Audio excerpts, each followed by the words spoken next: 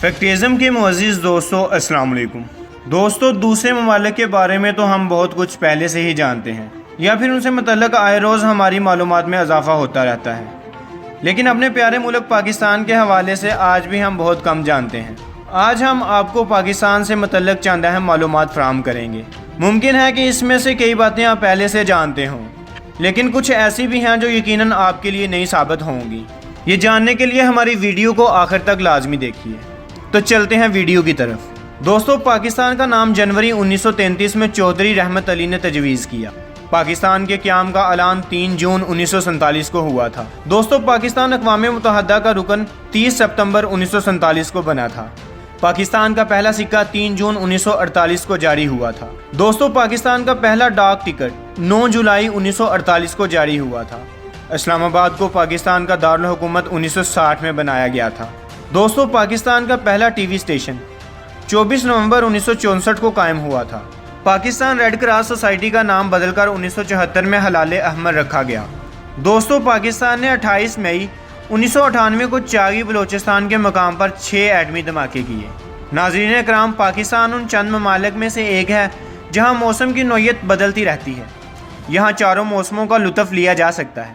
اگر گرمی کی شدت 55 ڈگری تک جاتی ہے تو سردی کی شدت -22 تک ہو جاتی ہے۔ ہمارے پاس ضلع جہلم میں دنیا کی سب سے بڑی نمک کی کان ہے جو تقریباً 20 کلومیٹر تک پھیلی ہوئی ہے، اور یہ نمک بھی خالص ترین نمک ہے۔ کھیوڑا کے نام سے یہ جگہ دنیا بھر میں جانی پہچانی جاتی ہے۔ دوستو، جدید ترین جائزے کے مطابق ہمارے پیارے صوبہ بلوچستان میں کوئلے کے سب سے بڑے ذخائر پائے جاتے ہیں۔ ہماری سرزمین سے چونے کا پتھر جو سیمنٹ بنانے کے کام آتا ہے سب سے زیادہ نکلتا ہے۔